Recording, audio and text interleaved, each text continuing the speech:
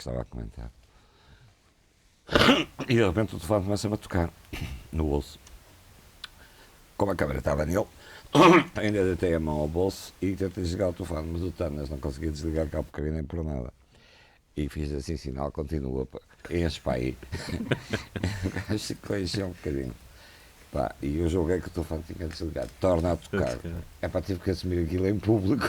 E assim, bem, isto nunca me aconteceu. Pá, não dá, não consigo desligar isto. Olha, arranquei, abri aquilo para tirar a bateria. Mas foi um momento hilariante. Ele ria. E continuava a comentar. Agora já não se consegue fazer isso. Onde é que se consegue tirar uma bateria de um telemóvel agora? Pois neste não. Mas no outro consegui. Naqueles antigos, a gente punha a mão. Eu também esqueci isso algumas vezes. Este não. Este Androids. Muito bem. Ora bom, isto está a gravar, portanto, quando vocês quiserem, podem começar. E olho para a câmera ou. Não, para ele. Aquilo dá certo. Tá bem. Vamos. É assumido que é um diálogo.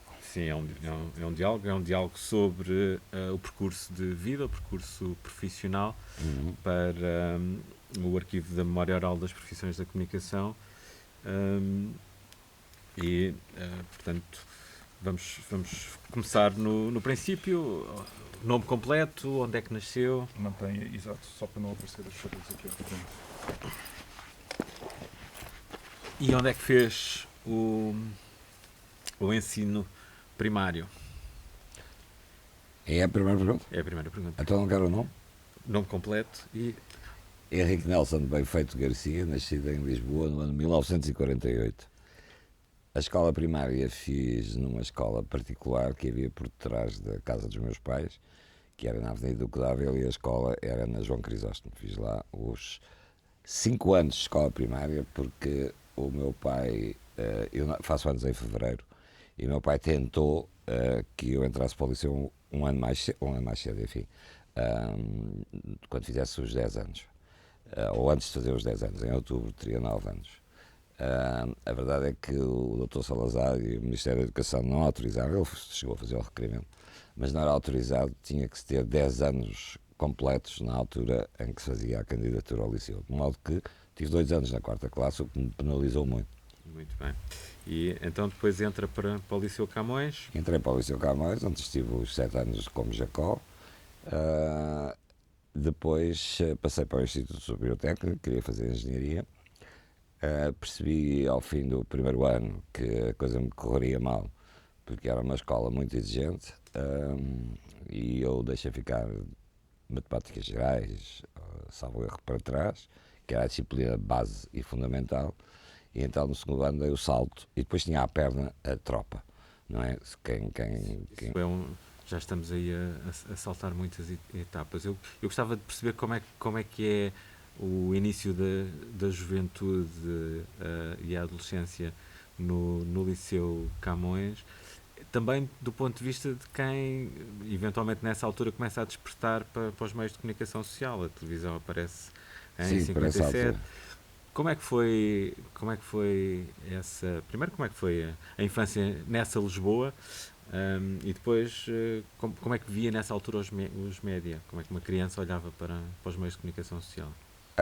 A infância, de uma forma simples, e até a juventude foi tranquila, com as inquietudes próprias da altura, desde partir uma árvore no Parque Eduardo VII e ter de fugir por causa da polícia, desde dar um beijo a uma namorada num jardim e a polícia vir dizer que era escandaloso e, portanto, tentar interpelar-me. Eu tinha 14 anos ou 13, até a uma tropeção de bicicleta em que atropelei um senhor que ia no meio da rua. Mas também era a infância naquelas placas centrais das avenidas novas de Lisboa, era destinado só a peões, os carros não estacionavam ali. E era aí que jogávamos ao patins, que fazíamos corridas de patinagem, que jogávamos à bola no meio da rua. E era o tempo em que se podia estar no meio da rua, praticando essas coisas. Depois perdi-me um pouco. Como é que era a relação com a rádio e com a rádio, televisão? Com a comunicação social em geral. Bom, o meu pai recebia diariamente o Diário de Notícias, era um jornal que o jornaleiro vinha entregar à porta, e eram jornais fantásticos, porque eles não subiam os prédios, eles conseguiam da rua atirar um jornal para o 4º andar, para o 3º andar, dobravam o jornal e aquilo lá ia via aérea até à varanda da pessoa que tinha O subscritor. contratado o tipo para fazer aquilo. O meu pai, nós morávamos no rachão, ele não tinha que fazer essas coisas. Entregava o jornal direitinho à porta, como se entregava o pão, o leite, o peixe, sei lá, havia uma série de coisas que se vendiam na rua, em que as peixeiras passavam e paravam-se, comprava-se o peixe e elas... Bom, ainda não havia azar nesse tempo. Portanto, o primeiro contacto foi com o Diário de Notícias. Confesso que aos 9, 10, 11, 12 anos não ligaria muito àquilo, eventualmente. Eu lembro que uma vez, muito pequeno, fiquei chocado com... em casa do meu avô havia uma revista que era o Parimates, onde vinham fotografias e reportagem da guerra na então, não era Vietnã, era colónia francesa ainda. Bom, mas Indochina. Indochina. Da guerra da Indochina. E aquilo perturbou-me muito e as minhas tias rapidamente retiraram o jornal da minha vista, ou a revista, mas aquilo perturbou-me. Portanto, o interesse pelo Diário de Notícias seria quando houvesse um grande acontecimento, como foi, por exemplo, as eleições de 59, com Humberto Delgado candidato. Houve uma certa agitação em Lisboa e eu percebi que por aí, ele aliás tinha uma casa ali perto de onde nós morávamos.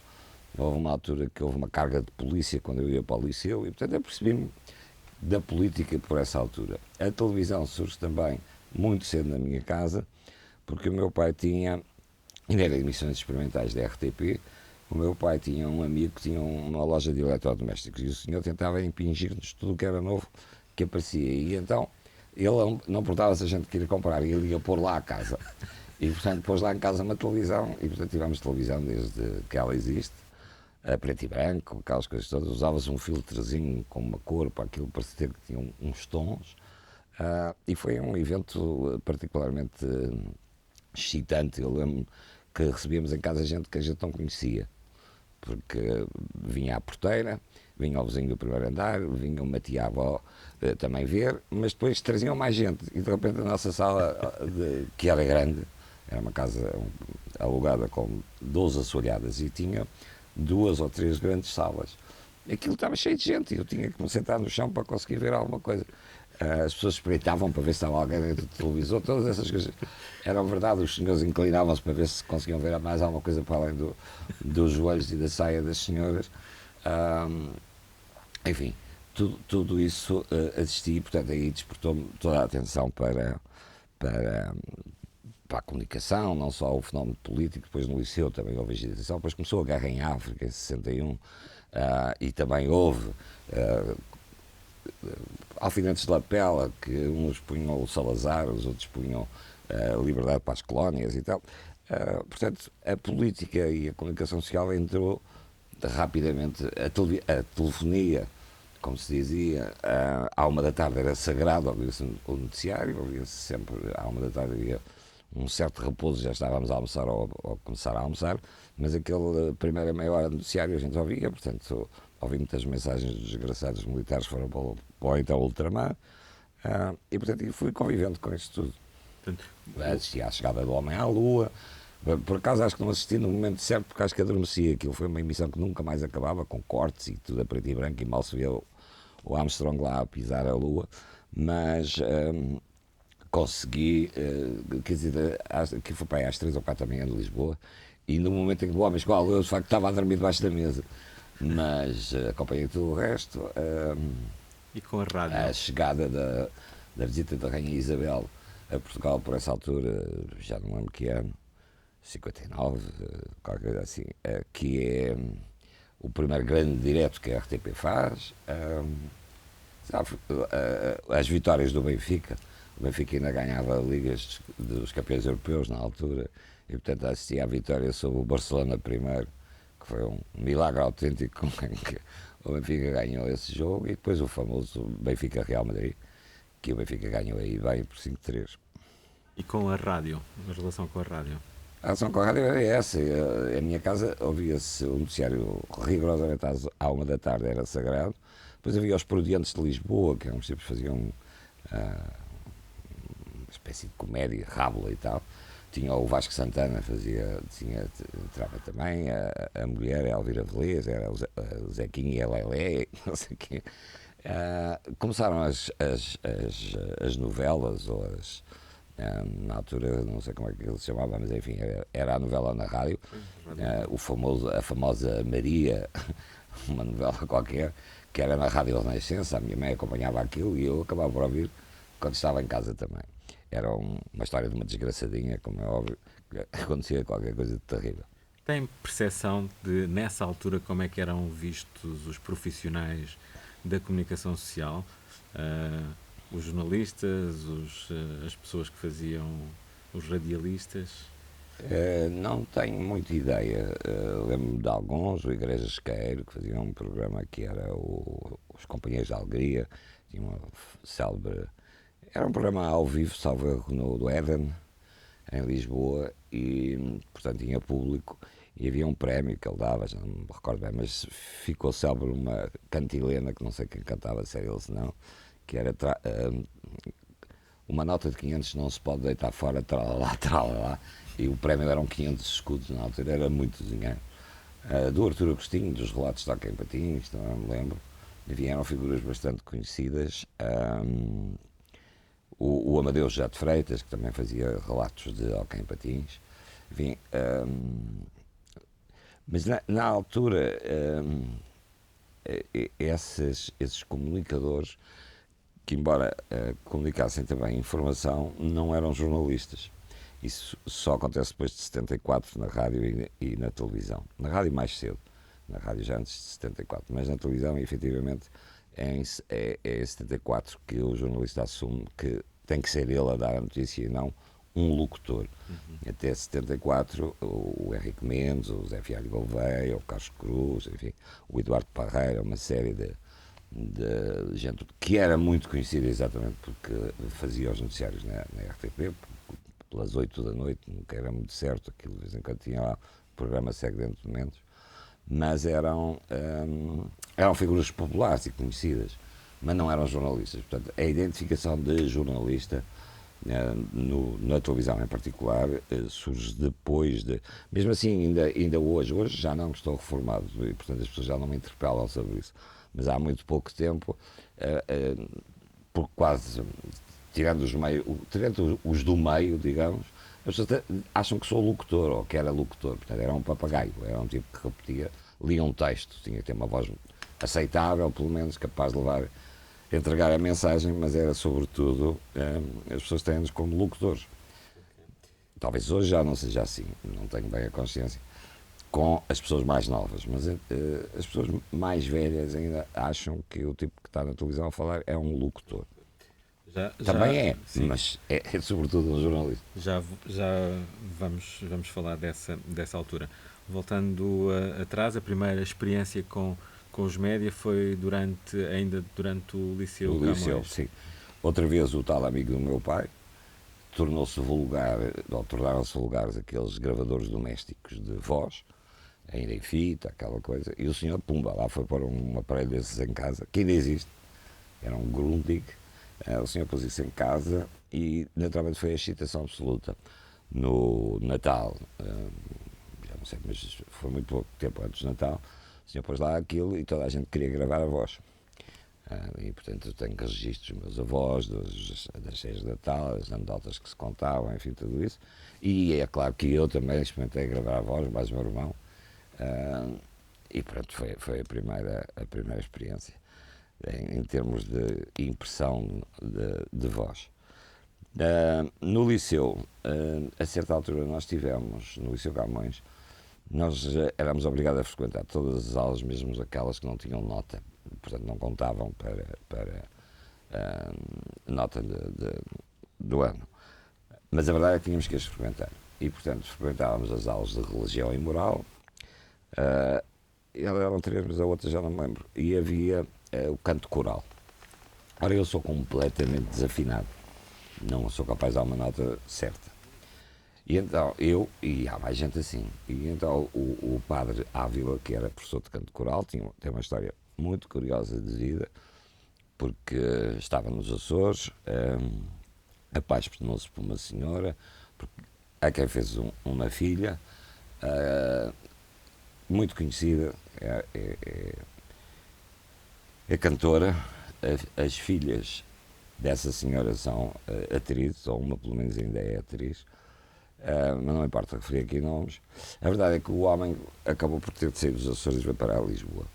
E em Lisboa, e dava-nos aulas de canto coral. E adotou com as turmas a seguinte, nós éramos obrigados a estar lá aos 50 minutos. Obrigou-nos a estar, propôs-nos o seguinte: havia, as aulas tinham 50 minutos, havia 10 minutos de aula em que cantavam todos, afinados, desafinados, não importava, cantava tudo. Depois havia 20 minutos ou meia hora para os alunos afinados e a malta ficava caladinha. E depois os outros 10 minutos, um quarto de hora, já não sei precisar, fazíamos o que quiséssemos, inventávamos qualquer coisa para fazer. E assim apareceram tipos a declamar, apareceram tipos a fazer, como é que se chama aquilo, a tirar bolinhas ao ar. Malabarismos. Enfim, foram aparecendo várias coisas. Na altura em que exatamente o tal senhor pôs lá o gravador de som em casa. E propusemos-lhe, eu e mais 3 ou 4, se podíamos fazer um programa de rádio, gravar uma coisinha para levar para os outros ouvirem. E aquilo pegou moda. O senhor aceitou, o senhor comprou ele um gravador para reproduzir aquilo, ou a escola, isso já não sei.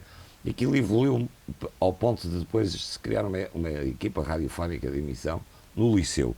A Emissora Nacional ofereceu uma pequena cabine de som e tal. Aquilo, e portanto o bichinho da rádio começou a ir porque sou desafinado. Mais alguém começou nessa rádio? Nessa rádio começaram vários. Eu julgo que o Júlio Isidro fez, o Fernando de Sousa fez, que já morreu, o Fernando de Sousa, jornalista. Sim. O João David Nunes, o Zé Nuno Martins, e terá havido mais, já não me recordo os nomes todos. Agora, aquilo revelava-se insuficiente para nós. Começámos a criar o bicho da rádio, como se diz. E havia uma coisa que era a Rádio Universidade, que era uma estrutura, nessa altura ainda, depois para o Marcelo Caetano deixou de ser uma estrutura agregada à Mocidade Portuguesa, que funcionava muito perto do Liceu Camões, na rua Dona Estefânia, logo por trás, e aquilo era no centro da Universidade de Lisboa, mas tinha uma rádio que emitia 1 hora por dia, foi variando entre a emissora nacional e o Canal 1 e o Canal 2, funcionava 1 hora por dia e com estúdio próprio, com tudo. Portanto, era uma estrutura autónoma que entrava na programação da emissora nacional na altura. E, portanto, a minha ambição, como a de outros, foi queríamos ir para a universidade, tínhamos 15, 16 anos. E eles aceitavam pré-universitários, mas aquilo era uma escola, tinha uma escola de teatro, uma escola de cinema, uma escola de fotografia e a rádio. Eles começaram a aceitar pré-universitários, eu da primeira vez não me atrevi a concorrer, e entrei, fiz um curso de cinema, fiz um curso de teatro, fiz um curso de fotografia, e exatamente quando fiz um trabalho qualquer de cinema, quem me veio entrevistar para saber o que era e tal, no andar de cima, foi o Fernando de Sousa. Veio-me entrevistar e eu depois perguntei-lhe: posso ouvir a gravação e tal? Tipo, levou-me lá acima e a reprodução numa aparelhagem já profissional não tem nada a ver com aquele som de lata que a gente tem nos gravadores mais simples. E depois perguntei assim: pá, o que é que achas da voz? Boa voz, pá. Pronto, e depois concorri, depois entrei e depois vou parar ao técnico e vou convivendo com as duas realidades até que há uma altura que... Mas convivendo a fazer exatamente o quê? A estudar e a fazer a tal hora na Rádio Universidade. Mas locução? A locução. Só. Ok. Havia, obviamente, alguns problemas de censura. Os noticiários eram vistos lá por na altura era alguém que era assessor do Ministro do Interior. Portanto, dá para perceber que havia controle. Eu tenho, na altura, por isso dediquei-me, não quis fazer noticiários a partir de certa altura, e dediquei-me a fazer programas em que metia poesia.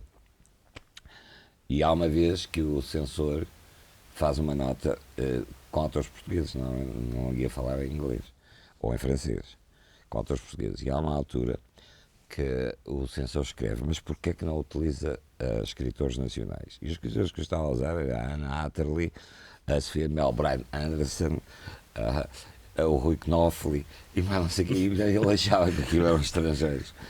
Era, enfim.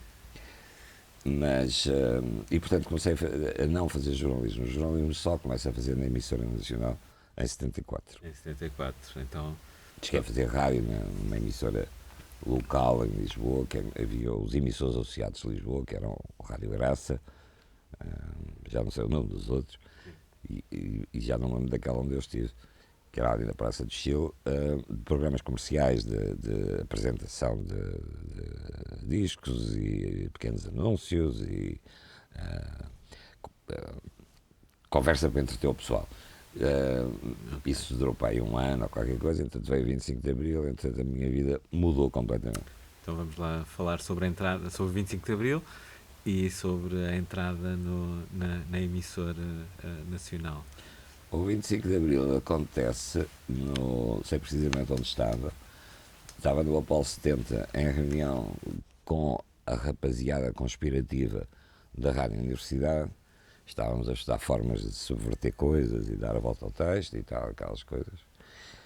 No Apolo 70, que fechava tarde, tinha um bar lá embaixo, que fechava até podia sentar e tal, e tinha um bar e a gente estava para aí à meia-noite, 1 da manhã, na conversa e tal. Saímos, havia um que tinha carro, que era o Aníbal Cabrita.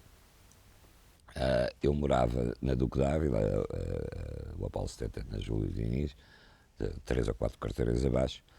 Mas o Aníbal disse, ia para Alcântara e disse, se quiseres eu dou-te boleia. E saímos de carro. Quando subimos a 5 de outubro, ou a Conde Valbom, não sei, uma delas, ou Marquês de Mar. Bom, quando vamos para virar para a Avenida do Codava, onde os meus pais moravam, e que é muito perto do Quartel-General de Lisboa, e agora Gulbenkian, de repente estão uns militares no meio da rua, a dizer-nos não podes passar, a pegarem em carros e a pôr a travar os passeios ou a rua, e assim, pá, mas eu moro ali 3 prédios à frente, lá me deixaram ir para casa, mas o outro teve que ir para o outro lado. E portanto, 25 de Abril tomei conhecimento dele quando estava a começar. Assisti à saída de carros blindados do quartel-general, encontrarem-se com os revoltosos, uma negociação, palavra passe e contra-senha e não há não sei o quê. Eu estive lá sem entender, mas que ainda abraçavam-se e estava tudo bem.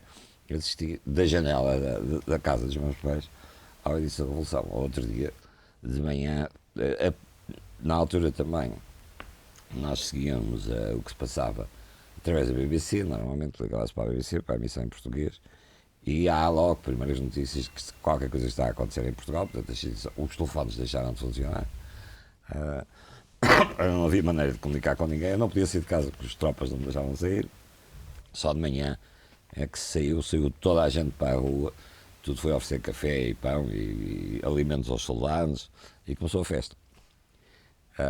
Eu estava na altura ainda na Rádio Universidade, estava a acabar o curso de Engenharia e resolvi que precisava de ganhar algumas coroas. Eu ganhava umas coroas a dar explicações de matemática e de física, mas a rádio já estava muito pulsante, então resolvi ir pedir emprego à emissora nacional. Conhecia algumas das pessoas que faziam parte da chamada Comissão Ad Hoc, que eram milicianos que estavam na tropa, designadamente o Zé Nuno Martins era um deles, e mais alguns outros, e estavam lá já dentro da emissora nacional. Eu fui contactar com eles, disse, pá, queria entrar e tal, pá, tens de inscrever, tens que fazer, não sei o quê, depois a gente faz um concurso e mais não sei o quê. Aquilo passou uma semana e nunca mais me disseram nada. Eu, como não sou de ficar quieto, resolvi ir por conta própria. Portanto, fui bater à porta da emissora nacional. Eu estava na Rádio Universidade e era, depois do 25 de Abril, houve um comando revolucionário que tomou conta das ocorrências, entre as quais eu. Para reformularmos aquilo e tal, depois abrimos aquilo às associações de estudantes que acabaram por tomar conta daquilo. E eu fui bater à porta da emissora nacional, disse que queria falar com o senhor diretor de programas, que era um major, O senhor recebeu-me, eu disse-lhe ao que vinha, pá, estou não sei onde, estou a acabar não sei o quê, dava-me jeito ir ganhando uns trocos e tal. E o senhor disse-me, mas o que é que tu sabes fazer? E, na rádio, eu sei fazer tudo, porque exatamente na universidade, a rádio universidade eu não disse, a rádio universidade era uma autoescola, isto é, os mais velhos ensinavam os mais novos. O Adelino Gomes foi meu tutor, o Joaquim Furtado, o João David Nunes, mas era de gente que tinha entrado primeiro, 1 ou 2 anos, iam explicando aos mais novos como é que aquilo se passava e como é que se fazia. Passou imensa gente, o Zé Fialho Gouveia chegou a passar, mas não nestas instituições, numas anteriores, porque ele é mais velho. E o bom do Major, e eu disse, sei fazer tudo, sei fazer pôr discos, sei tirar discos, sei gravar coisas. Eu queria trabalho, não queria sequer pensar em locução. Faço locução, faço isto, faço aquilo. Foi um momento de sorte, porque estava a ocorrer uma greve de zelo dos antigos funcionários da emissora nacional que se sentiam saneados, afastados, relegados e tal, e não sei o quê. E o chefe de pessoal, que fazia as escalas e aquela coisa, disse ao Major que estava com dificuldades em preencher a programação, as coisas que tinha para fazer, porque havia uma greve de zelo e, portanto, a malta fazia as horinhas, coisas e mais não faço. E ele então disse, você chamou o diretor, disse, você não me disse precisava de malta e tal, não sei o que, olha, está aqui um puto porreiro e tal, sabe fazer tudo, blá, blá, blá, blá, e entrei imediatamente para o quadro. O senhor mandou-me que ainda tive que fazer aquele juramento que se fazia, porque saiu em diário, como é que se chamava? Diário, não era Diário da República, era do governo. Diário do Governo. Antigamente. A nomeação saiu em Diário do Governo, em 74. Isso Isto ainda durante 74, não é? Em maio, eu entrei Logo. em maio. Sim. Abril, maio, logo no mês a seguir. E portanto vivi conturbadamente todo esse período de chamado PREC. Já lá vamos. O que me afastou completamente da engenharia. Também já lá vamos. Gostava de perceber melhor aquilo que disse que na rádio Universidade tinha um grupo meio conspirativo que se reunia para tentar subverter as coisas. Estou a citar corretamente. Está mais ou menos, a ideia é essa. Naturalmente nós esbarrávamos com as limitações sei lá, havia música portuguesa que não se podia tocar, Zeca Afonso não se podia tocar, várias coisas não se podiam tocar.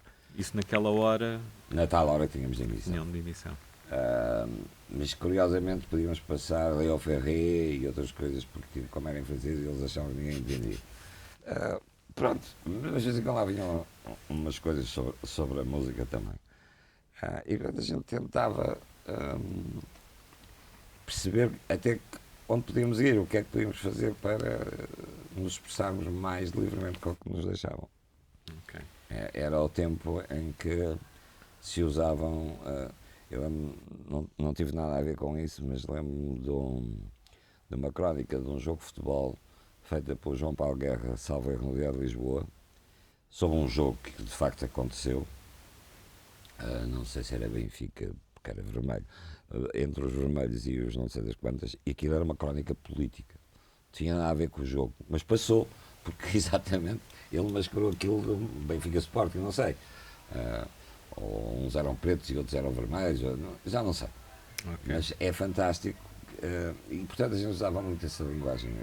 Na meteorologia, por exemplo, usava-se muito para deixar transparecer qualquer mensagem política. Isto continua muito enevoado, não para de trovejar. Era uma linguagem. Provavelmente só nós é que entendíamos, não sei. Mas depois, e também foi giro para mim, porque a seguir, quando passámos a poder expressar-nos livremente, houve alguma dificuldade minha em abrir a boca e escrever tudo. Não é? Continuava a usar paralelismos, subterfúgios, meios entendidos, coisas que estão para os dois lados, coisas que ninguém pode acusar de coisa nenhuma. Mesmo, por exemplo, na campanha do general Soares Carneiro contra o general Ianes, suponho, sim, e quando morre o Sá Carneiro, era o Ianes o candidato também. No Soares Carneiro. O senhor fez um discurso, o Soares Carneiro fez um discurso sobre a segurança.